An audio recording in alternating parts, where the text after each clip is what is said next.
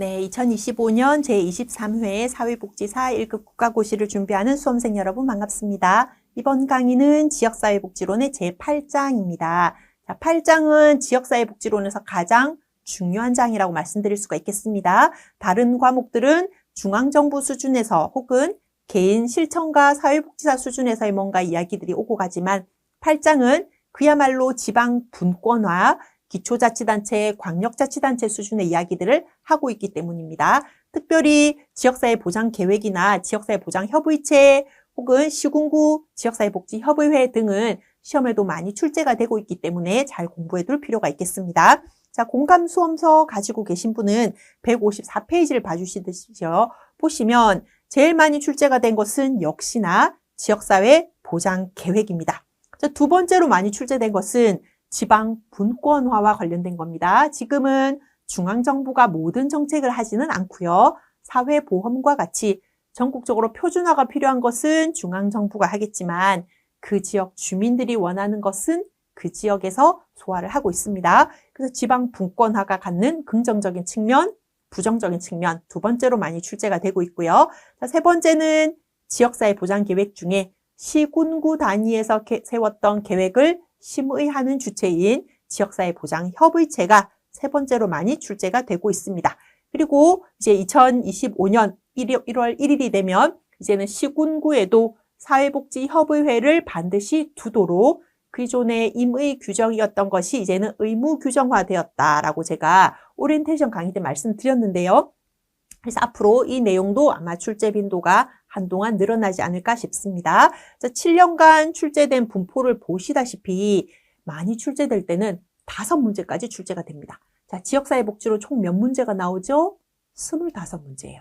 25문제 중에 5문제가 여기서 나온다? 만만치 않은 거죠. 자, 적게 나와도 2문제, 3문제는 출제되고 있다. 자, 따라서 잘 기억을 해두어야 되겠다라는 겁니다. 자, 뿐만 아니라 여러분 중에는 그냥 1급 자격증은 4년 동안 혹은 내가 2년 동안 공부한 결과물로서만 의미가 있다 하는 분도 계시겠지만 이 자격증을 가지고 실제 현장의 실무자로 일해보고 싶다 하는 분들도 계실 겁니다. 공무원 하겠다, 공단에 혹은 공기업에 취업을 하겠다, 혹은 NGO 취업하겠다, 민간 각종 복지관을 비롯한 센터 등에 가겠다 하는 분들 계실 텐데요. 그분들이 모두가 지역사회보장협의체 위원으로 활동을 하고 계십니다. 자, 따라서 8장은 내가 자격증 따고 그걸 발판으로 일할 때 도움되는 장. 이렇게 기억해 두시면 되겠습니다. 자, 첫 번째 절은 지방 분권화에 대한 이야기인데요. 자, 3가지 형태로 공부를 해 두시면 좋습니다. 첫 번째는 그냥 지방 분권화의 영향을 다 골라라. 그 말은 긍정이든 부정이든 구분하지 말고 골라라 라는 의미입니다. 자, 두 번째는 긍정적인 영향 골라라. 이 말은 답안 중에 부정적 영향은 제외시켜라 라는 의미입니다.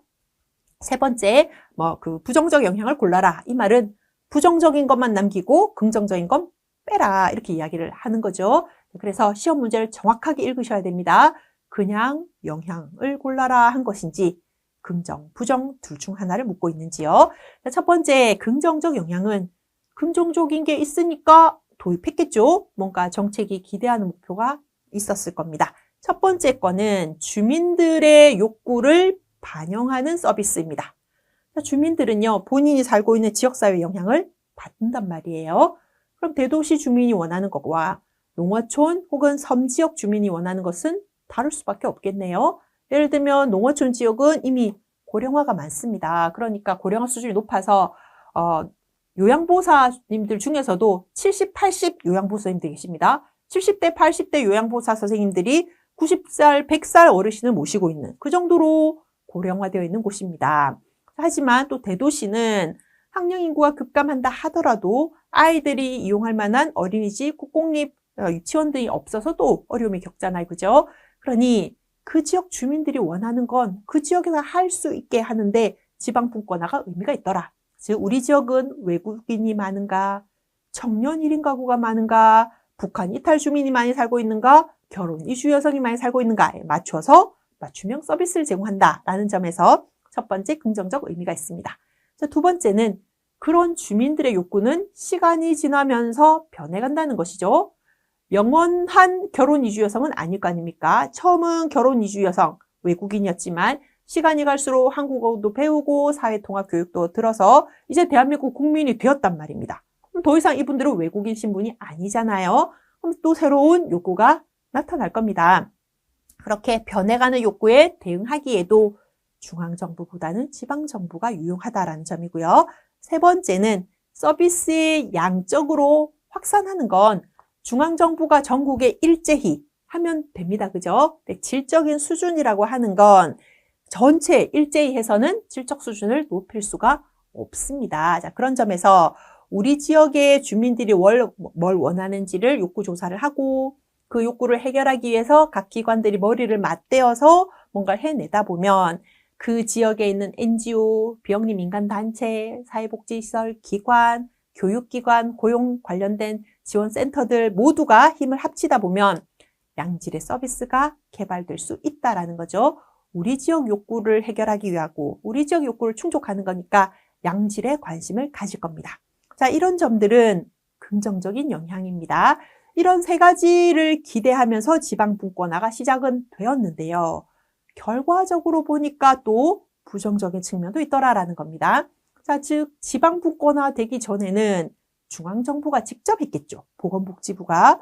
그런데 보건복지부가 하던 것을 이제 시도 혹은 시군구로 이양을 했단 말이에요. 맡겼단 말이에요. 그랬더니 중앙정부가 하던 거를 이어받아서 더 잘하는 지자체도 있는데 중앙정부가 할 때만큼보다 더 못한 곳도 있더라라는 겁니다. 원인은 어디 있을까요? 그 지역의 재정 자립도, 재정 자주도입니다. 우리 지역은 대기업 본사도 많고 프랜차이즈 가맹점도 많고 그리고 각종 상권이 발달해 있어서 우리는 세금이 많이 거친다. 소득세, 법인세, 주민세 어마무시하게 거친다. 그 돈으로 우리 지역의 복지 사업을 하면 됩니다. 근데 우리 지역은 농어촌이어서 대기업도 없고 상권도 없고 전부 농사 짓는데 또 폭풍우 한번 휘몰아치고 나고 홍수 한번 나고 장마 한번 났더니 경작물이 없고 그래서 과실은 다 떨어지고 그래서 제대로 팔리지도 못하고 빚만 지고 그럼 이분들은 소득세, 주민세도 안 내잖아요. 그죠? 수익이 없으니까. 그러면 그 지역에 돈은 없는데 도움이 필요한 사람들은 많이 있으니 항상 그 지자체는 예산 문제 때문에 어려움을 겪을 겁니다. 그러니까 뭔가 혁신적인 사업은커녕 최소한의 사업을 해내는데도 어려움을 겪을 것이다. 자, 그런 점에서 그 지역의 복지 수준이 점점점 격차가 생긴다는 거예요. 또 그 지역의 지방자치단체장이 복지에 대해서 어느 정도 관심이나 열정을 가지고 있느냐. 즉 시도지사가 복지에 관심이 많으냐 아니면 케이블카 설치하고 트램 설치하고 그래서 관광 자원을 유치하는데 많은 예산을 쏟고 있느냐. 그게 복지의 격차를 확 이렇게 벌려놓는 하나의 원인으로 이어지고 있는 것이죠. 자, 그러다 보니 두 번째와 같은 지역 이기주의의 문제들도 덩달아 나타나는 겁니다. 우리는 없는 예산에 쪼개가지고 이걸 겨우겨우 만들었는데 타 지역에 살고 있는 주민들이 그걸 이용한다? 두 눈 뜨고 보고 있지는 않습니다. 못하게 하겠죠. 예를 들면 사람들이 싫어하는 몇 가지 시설이 있습니다. 화장장 같은 거요. 지금 고령화 사회가 되기도 했지만 그만큼 돌아가시는 분도 많습니다. 노인이 많다는 건 사망하는 사람도 많다는 뜻일 겁니다. 근데 예전처럼 선산에 이렇게 묘자리를 보고 이런 시대가 아니잖아요. 지금은 화장하고 수목장을 한다거나 이런 걸로 이제 우리나라의 장묘 문화가 많이 바뀌었습니다. 왜냐하면 시골에 이렇게 묘자리 보고 하면 1년에 몇 번 방문하는 게 쉽지가 않잖아요. 또 이제 뭐 잡초 제거하고 이런 것도 관리하는 것도 어려움이 있고요. 그러니까 도시에 있는 그런 이제 곳에 이제 모신단 말이에요. 그런데 그러면 화장을 해야 되는데 화장하겠다는 사람들은 많고 화장장을 지으려고 하면 그 지역에 살고 있는 주민들은 반대를 하고 그러니 어떤 일이 벌어지겠습니까? 우리 지역 주민은 우리 지역 화장장 이용할 수 있음. 다른 지역 주민은 이용 못함. 그러면 우리 지역 화장장에 빈자리가 날 때까지 기다려야 됩니다. 그러니 보통은 3일장을 치르는데도 5일장을 치러야 되는 거예요. 화장장을 기다려야 되니까. 또 때로는 시신 안치실에 오랫동안 머물러야 되는 거예요. 왜요? 장례를 5일장을 치르니까 장례식장을 가기 위해서 또 기다려야 된단 말이에요. 그러니까 옛날 같으면 돌아가시면 바로 안치실에서 장례식장 모시고 장례식장에서 3일장 치르고 화장하고 그리고 이렇게 이동. 이게 탁탁탁 워낙에 돌아갔는데 돌아가시는 분은 많고 화장장은 몇 개 없고 이러니까 이런 지역 이기주의 문제 때문에 주민들이 어려움을 겪습니다. 그래서 지금은 타 지역 주민들도 화장 이용할 수 있다. 단 새벽 6시 이전까지만 이용 가능. 이렇게 됩니다. 자, 그럼 어떻게 됩니까? 상주들은 새벽에 모든 이 절차를 다 끝내고 새벽 6시까지, 즉 깜깜한 새벽 4시, 5시에 화장장에 가서 불이 나게 화장해야 되는 이런 어려움을 가지고 있는 겁니다. 하지만 어쩔 수가 없겠죠. 그 지역 주민들의 예산으로 그 지역 주민들이 위험을, 어려움이나 희생을 감수하고 화장장을 지은 거니까요. 마찬가지인 게 쓰레기 매립장. 마찬가지죠. 쓰레기 매립장 짓는 거에 대해서 주민들이 반대하니까 분리수거 못하고 집에 쓰레기 이고 지고 있어야 되는 경우들 많이 있습니다. 지역 이기주의가 팽배하고 있다는 것도 중앙정부가 아니라 지방정부가 하면서 나타난 문제점. 세 번째, 기존에 중앙정부가 하던 것을 지방정부에 다 넘기고 나니 중앙정부의 책임성은 약화되겠죠. 이거는 우리 책임 아닙니다. 지방정부가 알아서 하세요. 이런 일이 이제 생기니까요. 중앙정부가 잘하는 것은 중앙이 하고 지방이 잘하는 것은 지방이 하고 중앙과 지방 간에 서로 역할 분담되고 시너지 효과를 딱 내면 좋은데 자칫 잘못하면 그게 제대로 잘 되지 않아서 차라리 복지부가 직접 할 때가 좋았다. 이런 일들도 벌어지는 것이죠. 우리가 부정적인 영향을 알고 있기 때문에 그거를 해결하기 위해서 머리를 맞댈 수도 있는 겁니다. 자, 긍정적인 거, 부정적인 거 구분하실 수 있어야 됩니다. 자, 157페이지에 보시면 그 외에 이제 지방자치제의 특성과 관련된 내용들이 박스 안에 들어가 있는데요. 자, 최근에 이와 관련된 문제들이 몇 번 출제가 되었습니다. 그래서 지방자치제가 어떤 의미인지 자, 요 박스 안에 있는 내용도 정확하게 잘 이제 공부를 해 두시면 좋습니다. 자, 그럼 이제 두 번째 절입니다. 이렇게 지방 분권화가 되면서 긍정적 면이 있다 그랬잖아요. 그 대표적인 긍정적 면이 그 지역 주민이 원하는 욕구를 맞춰서 맞춤형 서비스를 개발하는 거, 이름하여 지역사회 보장계획 수립입니다. 자, 계획을 수립한다라고 하는 건 우리 지역 주민들이 뭘 원하는지를 알아야 되겠죠, 그죠? 그래서 158페이지에 이제 있는 것처럼 이제 첫 번째, 왜 필요하냐? 우리 지역 주민들이 원하는 거 우리가 만들겠다 하는 게 첫 번째 필요성입니다. 주민이 원하는 거. 두 번째는 그러다 보니 우리 지역이 어떤 인적 자원, 물적 자원, 시설 자원이 있는지를 조사를 해야 될 겁니다. 그 조사를 해보니까 우리는 이걸 잘하네? 그걸 특별하게 더 잘하도록 특성화시켜야 되겠다. 우리는 이거를 잘 못하네? 좀 잘할 수 있도록 노력해야겠다. 그 지역의 특성화 사업들이 가능해지더라라는 거죠. 세 번째, 지방자치단체가 이제 해야 되는 건 직접적인 역할보다는 계획을 세우고 그 계획대로 실천할 수 있도록 공공과 민간의 협력을 이끌어내는 역할입니다. 그거를 중간에서 조정을 잘해주는 것이죠. 지역사회 보장계획을 수립하면 그 과정에 공공과 민간이 함께 참여하니까 조정자의 역할들도 잘할 수 있을 겁니다. 자, 이런 지역사회 보장계획이 1기, 2기, 3기, 4기를 거쳐 지금은 5기에 이르고 있습니다. 자, 처음에 이걸 시작할 때만 하더라도 사회복지사업법에 기반을 두고 지역사회복지협의체가 이제 지역사회 복지계획을 심의하는 걸로 시작을 했었습니다만 지금은 많은 내용이 바뀌어졌죠. 지금은 사회보장급여법에 기반을 두고 있고 지역사회보장협의체가 지역사회보장계획을 심의하는 단계로 왔습니다. 159페이지 1기의 의의는 계획을 처음으로 한번 우리가 세워보았다 하는데 의의가 있는 거예요. 처음 할 때는 시행착오 많았을 겁니다. 그래서 지금은 계획을 수립하는 시간이 보통 1년 남짓한데요. 최초 계획일 때는 벤치마킹 할 것도 없었고 매뉴얼도 지금처럼 구체화되어 있지 않았기 때문에 그래서 1기는 2년에 걸쳐서 계획을 이제 수립하였습니다. 이 계획은 4년 단위의 중장기 계획이기 때문에 앞으로 4년 뒤를 미리 예측을 해야 되는 거죠. 그래서 4년 뒤까지 인구가 어떻게 줄어들 것인가, 어떤 인구는 늘어날 것인가, 우리 지역사회의 자원들의 분포는 어떻게 될 것인가, 종사하고 있는 종사자들의 나이는 어느 정도의 분포가 될 것인가를 미리 염두에 두고 준비를 합니다.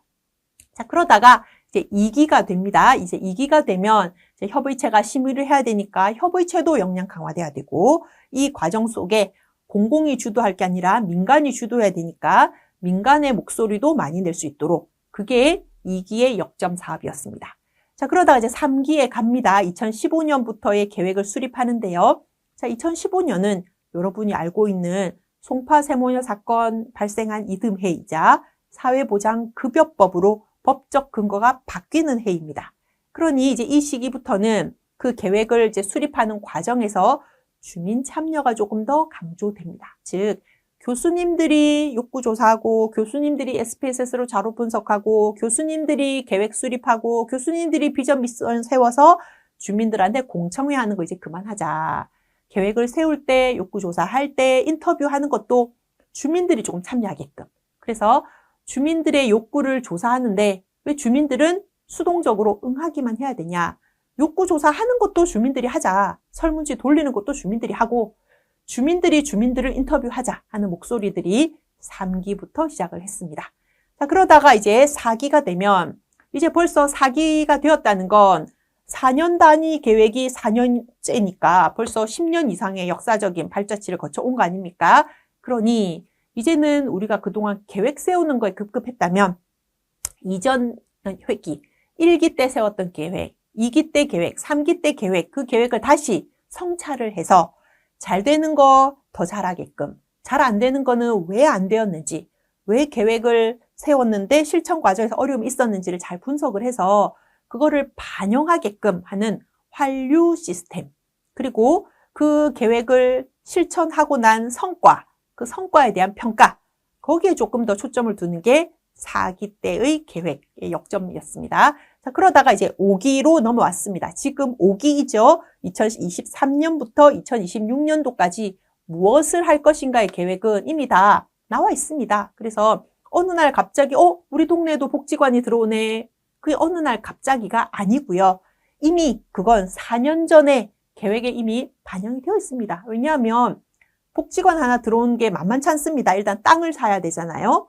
그럼 그 땅에 이미 비어져 있는 땅이 어디 있습니까? 대도시에. 그 땅에 사람이 살고 있든 다른 건물이 있든 다른 회사가 있었을 겁니다. 그럼 그거를 토지 보상하고 이주비 지원해줘서 그 사람들이 다른 데 가게끔 하고 그 건물을 허물어야 복지관을 지을 수 있잖아요. 그죠? 복지관 지으려면 설계를 해야죠. 건축 설계.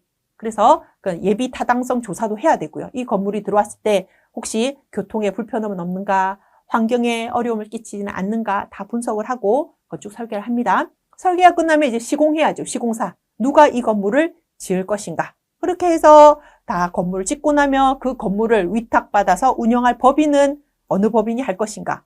그리고 직원은 얼마나 둘 것인가. 주차장 규모 어떻게 할 것인가. 이 모든 걸 현행 건축법에 맞춰서 해야 되기 때문에 이게 하루아침에 되는 일은 아닙니다. 그래서 1차년도 땅 사고, 2차년도 토지 보상금 완결 짓고, 3차년도에 이제 시공사, 그 다음에 건축 설계 다 끝나고, 마지막에 이제 착공해가지고 짓는 요 시스템으로 가니까요.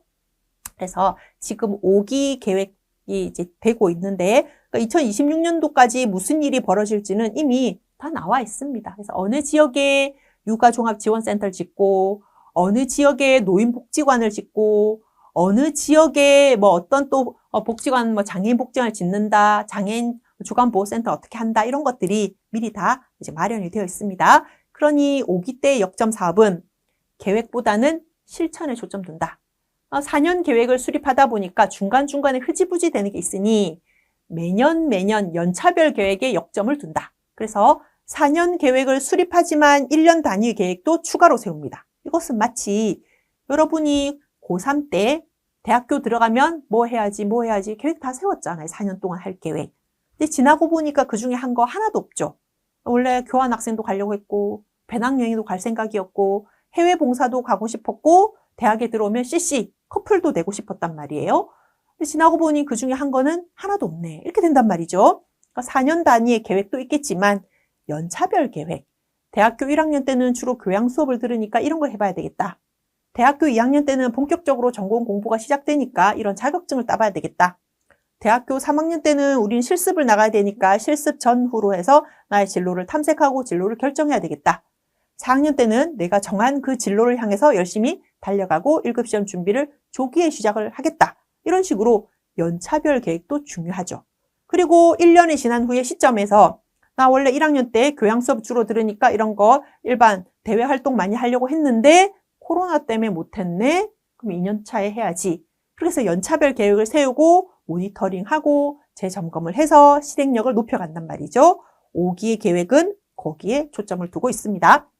그리고 지방 분권화가 갖는 문제점 있었죠? 지역 간의 격차가 심하다는 거. 그 문제 해결하기 위해서 밑에서 5번째 줄에 있는 지역사회 보장 균형 발전 그리고 지방자치단체의 노력 거기에 초점을 많이 두고 계획을 세웠습니다. 그래서 160페이지에 보면 각 기수의 계획마다 어떤 부분에 초점을 두었는지가 조금 나와 있고 161페이지에 보시면 여러분이 현재 이제 자격증 취득하고 현장에 나갈 무렵까지 5기의 계획이 어디에 역점을 두고 있으며 4기 계획과 비교해서 달라진 점은 무엇인지 정리가 되어 있으니까요. 이거는 단순히 시험 합격만을 위해서가 아니라 여러분의 진로, 취업에 초점을 두고 조금 공부를 해두시면 좋습니다.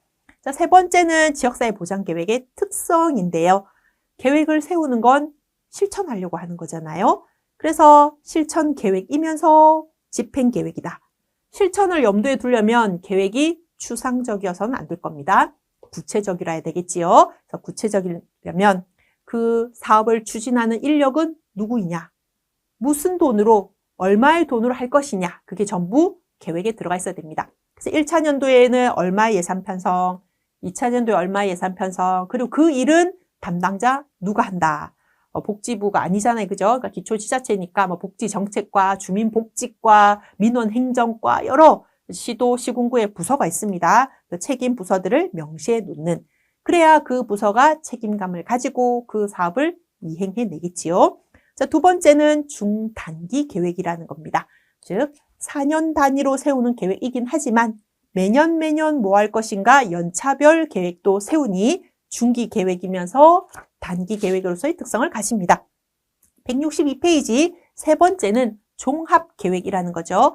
그 지역사회에서 하는 모든 것을 이 안에 담고 있다. 즉, 주민들과 관련된 살림살이라고 하면 돌봄도 중요하고 보육도 중요하고 복지도 중요하고 보건도 중요한데 주거도 중요하잖아요. 그죠? 건강도 무시할 수 없습니다. 의료도 무시할 수가 없고요.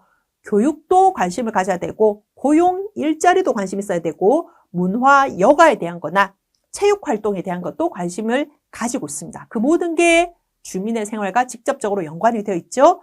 자, 그러니 지역사회 보장 계획에는 그런 내용도 담겨져 있어야 되는 겁니다. 또다시 코로나 감염병 확산이 벌어질 때를 대비해서 보건, 예방은 어떻게 하겠다. 이미 질병이 발생한 제가 암 환자를 위해서는 뭘 어떻게 하겠다.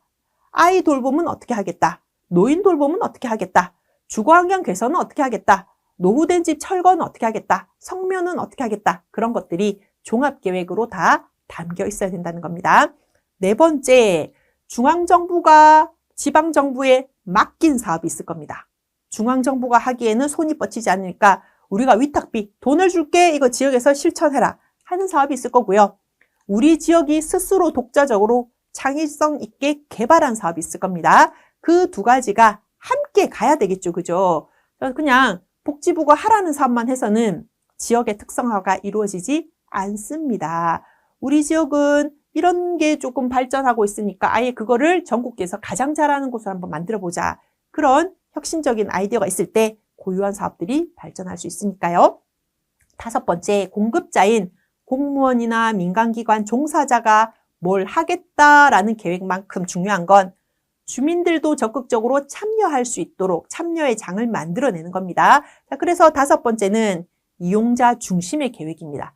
계획을 세우기 전에 욕구조사도 하고 계획 세울 때도 주민들 참여하고 계획이 실천될 때도 주민들이 맨눈으로 모니터링하고 그 결과에 대해서 평가할 때도 주민들이 관심을 가지고 평가하게끔 그래서 처음부터 끝까지 주민들이 주도성을 가지고 참여할 수 있도록 하는 계획이라는 점에서 특성이 있습니다. 자, 여섯 번째는 자원을 다시 재분배하는 측면에서의 특성 계획인데요.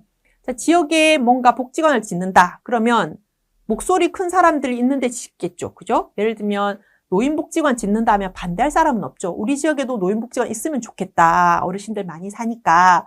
그러면 목소리 큰 사람 있는데 지어준단 말이에요. 근데 보면 목소리 큰 사람 있는 곳은 이미 자원이 풍부할 가능성도 있죠. 기득권층들이기 때문에. 우리는 조금 중립을 지키고 조사를 해봐야죠. 그러다 보면 다른 지역에는 노인복지관이 있는데 여긴 노인복지관이 없네? 여기 하나 지어줘야 되겠다. 다른 동네에는 복지관들이 있는데 여기 복지관 자체가 없네. 여기를 최우선을 해야겠다. 여기는 최근에 아파트 단지가 들어와서 학령 인구가 많은데 육아종합지원센터가 없네. 가족센터도 없네. 최우선으로 해야 되겠다. 여기는 이제 미혼, 그래서 앞으로 결혼을 앞둔 사람들이 많이 살고 있는데 그런데 공공산후조리원조차 없네. 여기를 산후조리원 지을 때 제일 먼저 지어줘야 되겠다. 그런 식으로 자원 조사를 한 다음에 다시 분배하는, 배분하는 수단으로서 지역사회 보장 계획이 활용됩니다. 예를 들면 노인복지관, 가족센터, 육아종합지원센터, 공공의료원 이런 거는 앞다투어 우리 지역에 지어졌으면 하는 바람을 가지고 있잖아요. 그래서 조사를 통해서 어느 지역이 자원이 조금 적은지를 확인하고 그곳에 우선적으로 건립해 줍니다. 163페이지에 보시면 7번째 있습니다. 지방자치의 지표. 지방분권이라고 하는 건 워렌이 이야기한 지역사회 복지의 기능 4가지 중에 하나잖아요. 스스로자, 자기결정. 그 지역을 스스로 계획을 세워서 스스로 실천할 수 있는가? 할 수 있다. 그럼 그 지역은 지방자치가 활성화되어 있는 거죠. 중앙정부보다는 지방분권, 권력이 배분이 잘 되어 있는 것을 의미하는 것이죠. 그래서 지역사회 보장 계획에 대해서 성과평가를 합니다. 그래서 우수, 최우수는 인센티브를 주는 거예요. 그래서 그 지방분권이 더 잘 실천될 수 있도록 하는 겁니다. 자, 이런 지역사회 보장 계획에 작성할 때 어떤 방향성이 있습니다. 자, 첫 번째 통합. 통합은 중복 누락되지 않는다는 이야기잖아요. 우리가 중앙정부가 세우는 계획이 있고 지방정부가 세우는 계획이 있을 겁니다. 중앙정부라 하면 저출산 고령사회 기본계획이라든지 자살 예방 계획이나 사회적 고립 예방 계획이나 이런 정부가 세우는 계획들이 있습니다. 그것하고 중복이 되면 안 되겠죠. 즉 중앙정부가 잘하고 있는데 지방정부가 또 하겠다라고 하는 건 뭔가의 시너지 효과의 가능성이 있다면 의도적으로 중복시키겠지만 몰라서 복지부가 그런 거 하고 있었나 나 몰랐지 이런 일은 없어야 됩니다. 그런 점에서 통합성입니다. 중복 누락되지 않도록 한다. 두 번째는 협력성. 공공과 민간, 주민이 함께 서로 힘을 합쳐서 계획을 세운다. 공공이 잘하는 게 있고 민간이 잘하는 게 있고 주민이 잘하는 게 있을 거기 때문에 그렇습니다. 세 번째, 참여한다. 그래서 TF팀 만들고 공청회하고 욕구조사, 자원조사하고 그리고 그 계획에 대해서 심의할 때 주민들도 적극적으로 참여할 수 있도록 한다라는 게 세 번째 특성이었습니다. 자, 이런 지역사회 보장 계획과 관련해서 가장 많이 출제가 되는 것은 수립 절차, 수립 과정에 대한 이야기인데요. 시도 단위의 계획도 있고 시군구 단위의 계획도 있을 겁니다. 자, 시군구 단위의 계획은 우리 구청 계획, 우리 시 계획만 세우면 됩니다. 하지만 시도 계획은 2가지 버전이어야 돼요. 우리 시가 뭐 할 것인지, 우리 도가 뭐 할 것인지에 대한 계획 하나 세우고 우리 시도 밑에 있는 시군구를 어떻게 서포트, 지원할 것인가의 계획을 세운다라는 겁니다. 예를 들면 부산광역시 서구에 동아대학교는 있습니다. 그럼 부산 서구청은 서구 지역과 관련된 계획을 세우겠죠. 그럼 부산광역시는요. 부산 서구, 중구, 영도구, 북구, 연제구, 금정구, 해운대구, 강서구, 기장군 등등등 4구 빼먹었네요. 네. 이런 구를 어떻게 서포트할 건가의 계획도 필요하고 부산광역시 자체적으로 뭘 할 거의 계획도 필요하잖아요. 그죠? 그래서 2개의 계획은 수립하는 절차가 조금 다른데 그게 다르기 때문에 시험에 많이 출제가 됩니다. 모든 계획은 164페이지에 공통적으로 계획 세우기 위해서 준비하고 지역의 인적 자원, 물적 자원, 시설 자원, 욕구, 자원 조사하고 분석하고 그걸 토대로 해서 계획을 세웁니다. 계획 세운 것까지 공통점. 그리고 그 계획에 대해서 주민들 공청회 실시합니다. 혹시 수정 보완할 거 없는지 다 물어봅니다. 그럼 그 계획에 대해서 심의, 가부 결정해야 되는 그 회의 기구가 있습니다. 그게 달라집니다. 자, 165페이지에 동그라미 5번, 6번 별표 해야지요. 시군구 계획과 시도 계획은 심의하는 곳이 다르더라. 자, 시군구 계획은 진하게 표시되어 있죠. 지역사회 보장 협의체가 심의한다. 시도 계획은 시도에 있는 지역사회 보장 위원회가 심의한다. 자, 심의했어요. 그러면 가부라 그랬죠. 가결되었습니다. 부결되었습니다. 통과되었습니다. 통과되지 않았습니다. 그렇게 됩니다. 통과되지 않았어요. 즉 부결되었으면 다시 돌아가서 수정보완 다시 작성하는 거고요. 가결되었습니다. 통과되었습니다. 하면 보고를 합니다. 의회에. 6단계는 의회 보고이잖아요. 왜냐하면 의회에서 예산을 편성하기 때문입니다. 나중에 의회에서 이 돈 편성 못합니다. 그러면 토지보상금 못 줄 거고 건축비 못 따올 거고 돈이 없어서 건축 설계도 못하고 그럼 계획에 있는 게 유명무실 이렇게 돼버리잖아요. 의회에 보고를 하는데 역시나 구분이 됩니다. 예를 들면 시군구에는 시군구의회가 있을 것이고 시도에는 시도의회가 있겠죠. 시군구 계획은 시군구 지방의회에 보고한다. 시도 계획은 시도 지방의회에 보고한다. 이렇게 구분이 됩니다. 자, 그리고 나면 166페이지 이제 제출해야 됩니다. 보고도 끝났으니까요. 누구한테 제출하느냐? 바로 윗단계에 제출합니다. 자, 시군구 바로 위는 보건복지부인가요? 노노노. 시군구 위에는 시도가 있습니다. 그러니까 부산 서구청에서 세웠던 서구 계획은 복지부에 내는 게 아니고 부산광역시에 내는 겁니다. 그래야 부산광역시가 살펴보고 부산 서구를 어떻게 서포트할지를 계획을 세울 수 있겠죠? 자, 그러면 시도 계획은요. 부산광역시 계획은 어디에 내야 될까요? 광역시보다 위에. 바로 복지부죠, 복지부. 부산보다 위에 특별시라고 보진 않잖아요. 그죠? 부산시 계획을 서울특별시에 낼 일은 없으니까 그럼 보건복지부에 냅니다. 자, 7번 구분해야겠네요. 자, 계획을 확정하고 나면 제출을 하는데 시군구 계획은 시도지사에게 낸다. 시도 계획은 보건복지부 장관에게 낸다. 이렇게 보시면 됩니다. 그럼 계획을 내었으면 역시나 보고 이의 없음 이대로 확정 실천하세요. 끝. 이렇게 가는 겁니다. 자, 166페이지에 그 과정에서 계획을 수립할 때 계획에 담겨지는 내용이 조금 다를 겁니다. 예를 들면 시군구 계획은 어렵지 않아요? 우리 시군구 계획. 자, 여기서 시군구할 때 시와 시도할 때 시는 다른 거 아시죠? 시도할 때 시는 광역시 시도입니다. 제주특별자치시, 세종특별자치시, 부산광역시 그런 시를 이야기하는 거고요. 시군구할 때 시는 경상남도 김해시, 경기도 남양주시 이런 걸 이야기하는 겁니다. 즉 남양주시하고 부산광역시하고 동급이 아니잖아요. 그죠? 인천광역시 할 때 그 광역시는 시도 차원인 광역자치단체이고 시군구 할 때 시는 김해시, 김포시, 군포시 이런 이제 기초자치단체 시입니다. 자, 첫 번째 이제 시도 계획에서는 두 가지가 있다. 시도의 자체 계획과 시군구를 서포트, 지원하는 계획입니다. 자, 그러면 계획을 최종 수립 제출하는 날짜가 어느 게 먼저여야 되겠냐는 거죠. 상식적으로. 시군구 계획이 먼저 세워져야 될까요? 시도 계획이 먼저 세워져야 될까요? 이건 정답이 있습니다. 시험에 자주 나옵니다. 두 개가 동시에 세워질 수는 없습니다. 왜 그러느냐 하면 시도는 시군구를 서포트해야 된단 말이에요. 그러면 시군구 계획을 봐야 뭘 도와줄 수 있을지를 압니다. 자, 그래서 제출 날짜, 계획 수립 날짜, 이거 시험에 잘 나옵니다. 자, 시군구 계획은 먼저 세워야 됩니다. 그죠? 그러니까 계획이 실행되기에 전년도 9월까지입니다. 9월까지. 9월까지 4년 단위의 계획을 세우는 겁니다. 자, 그런데 4년짜리 계획만 있는 거 아니라 그랬죠? 연차별 계획도 있다라고 했습니다. 연차별 계획은 전년도 11월까지 세우면 됩니다. 조금 시간적으로 단축되죠. 왜 그럴까요? 4년짜리 계획은 조금 시간이 소요되고 1년짜리 계획은 짧게 할 수 있으니까요.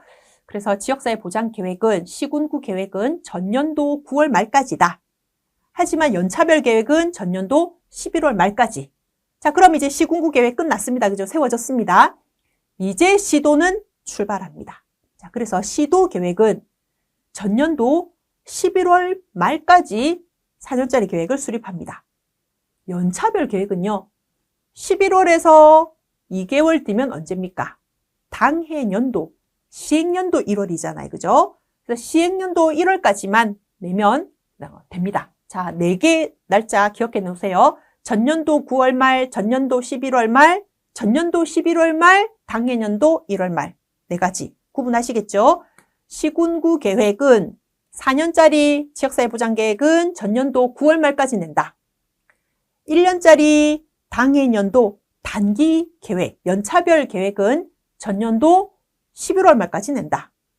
11월 말까지 내면 이제 시도 계획 낼 수 있다. 그래서 시도는 전년도 11월 말까지 4년짜리 계획을 낸다. 이미 9월까지 시군구가 내놨으니까 보면 된단 말이에요. 그죠? 당해년도 계획은 시군구가 전년도 11월 말까지 계획을 냈죠? 그럼 이제 그걸 받아요. 2달 동안 서포트할 계획을 당해년도, 시행년도 1월 말까지 낸다. 이거 시험에 엄청 자주 나오니까 잘 기억을 해놓으세요. 166, 167페이지 내용이 많이 있지만 핵심은 이제 그거다라고 보시면 됩니다. 자, 168페이지에 보시면 이제 그 계획을 한꺼번에 표로 정리를 해놓은 겁니다. 여러분 이 표를 잘 이해하시면 어떤 문제든지 풀 수 있습니다. 자, 표를 보시면 시도, 시군구, 계획 수립하는 절차, 제출하는 사람, 그 제출해야 되는 곳, 심의하는 주체 다 다르죠? 제출하는 시기도 다릅니다. 자, 예를 들면 시군구 계획 먼저 봐야 됩니다. 시군구 나와야 시도 나오니까요. 시군구 계획은 일단 시군구청장님이 기본 계획을 수립합니다. 계획 세운 거를 시군구에 있는 협의체가 심의합니다. 그럼 이제 의회에 보고해야죠. 우리는 시군구 의회에 보고를 합니다. 그리고 계획은 전년도 9월 말까지입니다. 4년짜리 계획은. 자, 시행 계획 중에 연차별 계획은 전년도 11월 말까지라고 되어 있습니다.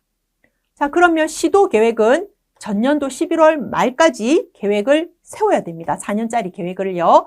그럼 계획을 누가 세우느냐? 시도 계획이니까 시도지사가 세울 겁니다.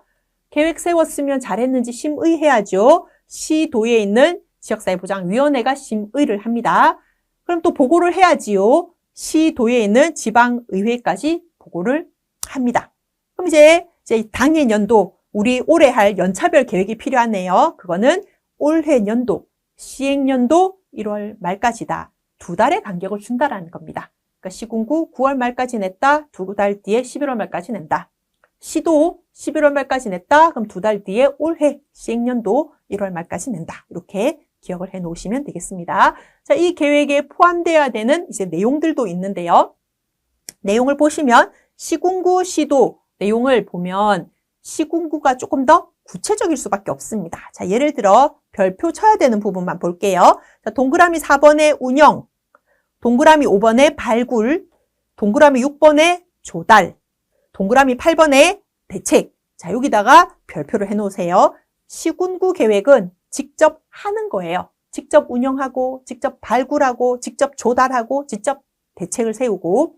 하지만 169페이지에 보시면 시도 계획은 추상적입니다. 별표할게요. 동그라미 1번에 지원, 동그라미 3번에 기반, 동그라미 4번에 인력, 동그라미 6번에 지원. 보시면 추상적이죠. 서포트 하겠다, 시군구 도와주겠다라는 뜻입니다.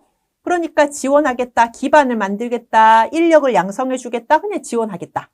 내용 섞여져 있으면 문제 푸실 수 있어야 됩니다. 실제로 시군구 계획의 내용으로 옳은 것은, 시도 계획 내용으로 옳은 것은 시험에 자주 나오기 때문에 그렇습니다. 그래서 이거를 외우려고 하지 말고 시군구는 직접 하는 거와 관련돼 있더라. 시도는 지원하는 거와 관련돼 있더라. 그러니까 조달하고 운영하고 대책 세우고 이런 거는 직접 하는 거니까 시군구 계획에 포함돼야 되고, 지원을 하겠다, 인력을 어떻게 하겠다, 이거는 도움을 주는 거니까 시도 계획에 포함된다. 이렇게 보시면 됩니다.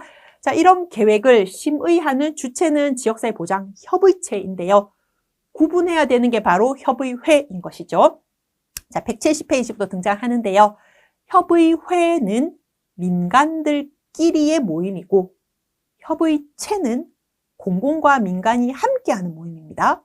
즉, 협의회에는 민간기관의 사회복지사들이 들어가서 활동을 하고 있고요. 협의체에는 구청 공무원, 보건소 공무원, 교육청 공무원, 경찰서 공무원 하고 민간기관에 근무하는 사회복지사들, 주민대표 이렇게 참여하고 있습니다. 완전 내용이 다릅니다. 자, 이랬을 때 170페이지에 보시면 사회복지협의회는 위계가 나눠져 있네요. 예를 들면 사회복지사들이 대한민국에만 있는 건 아니잖아요. 전 세계에 미국에서 활동하는 사회복지사, 영국에서 활동하는 사회복지사 그들과도 국제 교류를 해야 됩니다. 그러니까 우리나라를 대표한 하나가 필요하죠. 그게 한국사회복지협의회입니다. 한국 안에도 17개 시도가 있단 말이에요. 그럼 각 지역 간의 균형 발전을 이루기 위해서 또 민간기관에 종사하는 사회복지사들끼리 서로 협력해야 되겠죠. 그게 시도에 있는 사회복지협의회. 하나의 시도 안에서도 시군구 간에 격차가 생기면 안 되니까 또 시군구에 있는 민간기관 종사자들끼리 네트워크 하는 거 시군구 협의회 이렇게 구분이 됩니다. 자, 170페이지에 보시면 진하게 표시된 부분들이 있습니다. 사회복지협의회는 사회복지사업법에 나와 있는 법인입니다. 법인 준공공기관으로 등록되어 있습니다. 자, 그리고 중요한 것은 2025년 1월부터는 이제는 한국사회복지협의회 시도뿐만 아니라 시군구에도 둔다라고 되어 있죠. 둔다. 둘 수 있다 아니고 둔다입니다. 둔다. 그 이전까지만 하더라도 둘 수 있다라고 명시되어 있었습니다. 그 이전까지만. 즉 2012년 1월 법 제정할 때만 하더라도 둘 수 있음이었거든요. 둘 수 있음. 하지만 2025년 1월부터는 둔다. 임의 규정 아니고 의무 규정으로 바뀌었다라는 거 기억해 두십니다. 자, 171페이지 보시면 그럼 시도에 있는 거는 마찬가지로 법인입니다. 법인. 하지만 그 시도의 특성을 반영해서 민간들끼리 협의하는 거겠죠. 여전히 시도 단위니까 시군구처럼 직접 주민들을 만나고 하는 것보다는 시군구에서 활동하는 협의회를 서포트하는 겁니다. 예를 들면 뭐 VMS 인력들을 교육 훈련한다거나 사회공헌 정보센터 같은 거 운영해서 기업들과 네트워크 지원해 준다던가 아니면 뭐 좋은 이웃들 사업을 같이 한국사회복지협회와 같이 힘을 합쳐서 한다던가 이런 노력들을 이제 하고 있습니다.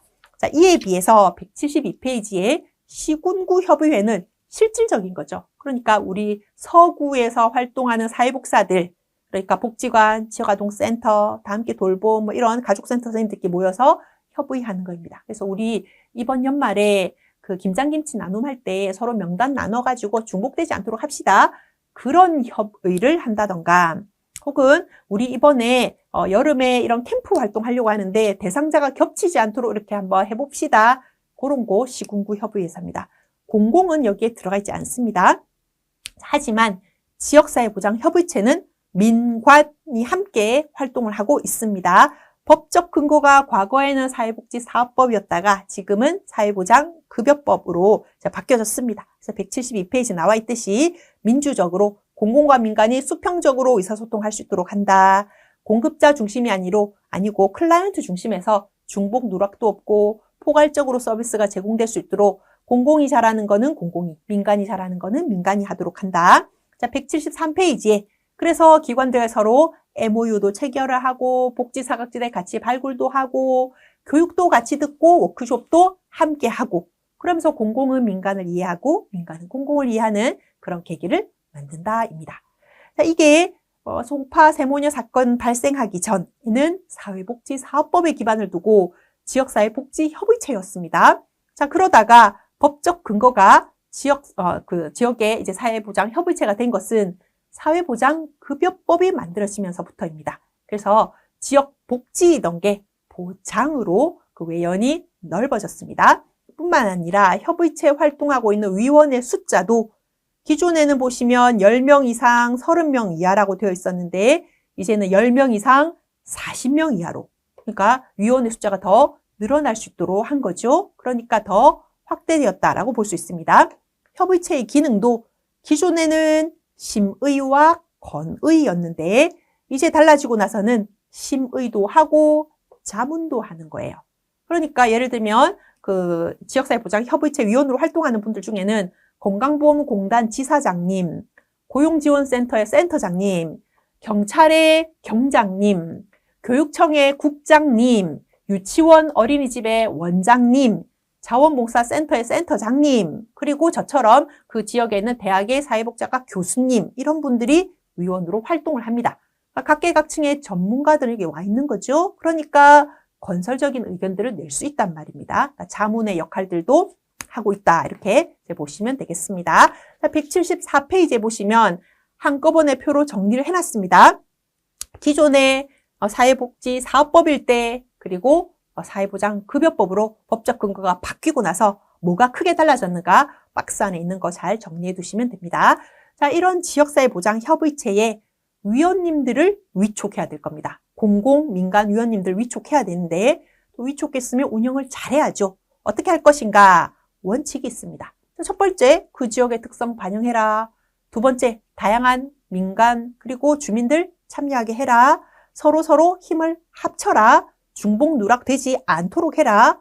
혼자 하기보다는 공동 연대해라. 문제가 발생하기 전에 조기 발견하고 예방해라. 라는 운영의 원칙이 있습니다.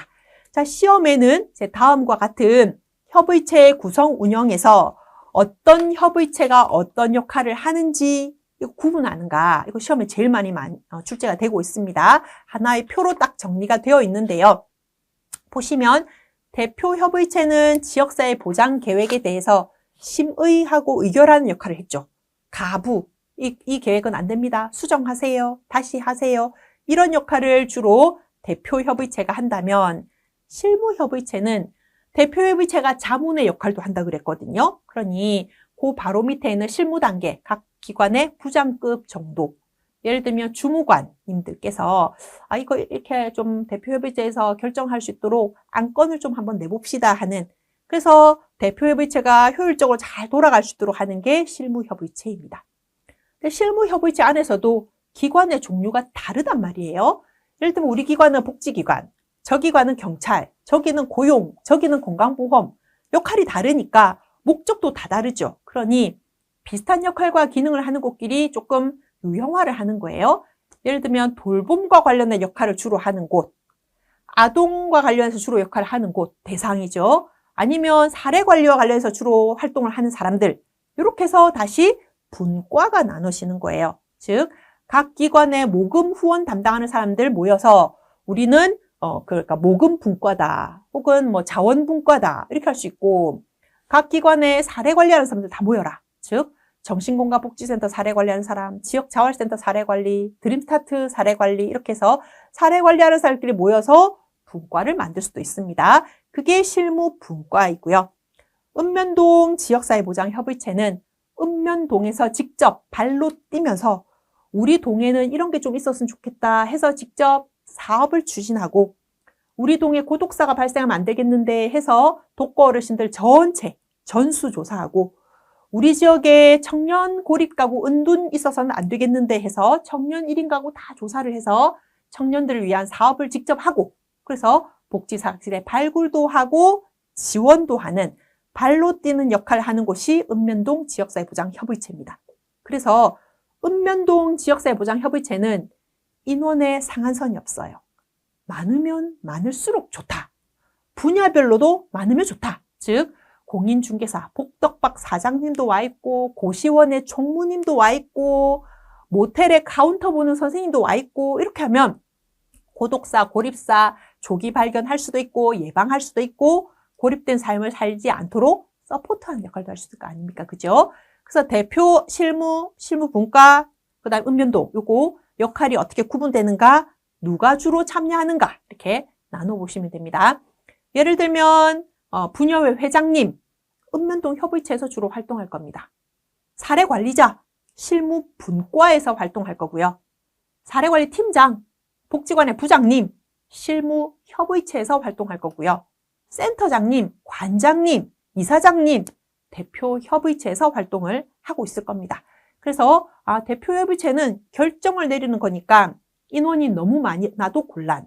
하지만 읍면동 협의체는 직접 발로 뛰니까 인원이 많으면 많을수록 좋겠네. 하다못해 아웃도어 사장님도 읍면동 협의체에 들어와 있으면 후원 물품 할 때 우리 아웃도어 잠바도 몇 개 기부할까요? 너무 좋죠, 사장님. 가능하겠죠. 우리 동네 미용실 원장님이 읍면동 협의체 위원으로 와 있다면 독거 어르신들 머리 제가 잘라 드릴게요. 염색 제가 무료로 해드리겠습니다. 봉사활동 하겠습니다. 재능 기부 가능하단 말이에요. 그래서 읍면동 협의체 위원은 상한선이 없다. 많으면 많을수록 더 활성화된다. 이렇게 보시면 됩니다. 그래서 올해는 이런 이제 협의체도 조금 더 활성화하고자 하는 의도 때문에 부산광역시 같은 경우에는 지역사회 보장 협의체 컨설팅도 합니다. 그래서 제가 이제 읍면동 협의체들 이제 다니면서 그 지역의 특성을 반영해서 협의체가 이런 사업을 좀 하면 좋겠습니다. 이런 위원님들 좀 신규로 발굴해 보세요. 자문도 하는 이제 역할들 하고 있는데요. 그 지역사회 보장 협의체가 활성화된다는 건 민관 협력, 또 주민 참여 활성화된다는 의미일 것이고, 이제 또 시군구에도 협의회가 만들어지겠죠. 그러면 민간들끼리의 네트워크도 조금 더 활성화되어서 협의체와는 그 역할이 조금 상호 구분될 수 있도록 자리 잡을 필요성도 있을 것 같습니다. 자, 8장은 지방 분권과 관련된 이야기를 하고 있고요. 그 지역의 지방자치, 지방 분권이 어느 정도 잘 되고 있는지를 보여주는 지표로서 의미가 있습니다. 또 특별히 사회보장급여법, 사회복지사업법에 포함되어 있는 내용이 일부 있으니까 아마 사회복지법제와 그 실천 과목에서 아마 한경훈 교수님도 또 강조를 하실 텐데요. 이 내용은 지역사회복지론에서도 배웠죠? 라고 할 때 아니요 하지 마시고 배웠어요 라고 쉽게 공부를 하시면 좋겠습니다. 자, 그러면 8장 강의는 이렇게 마칩니다. 수고하셨습니다.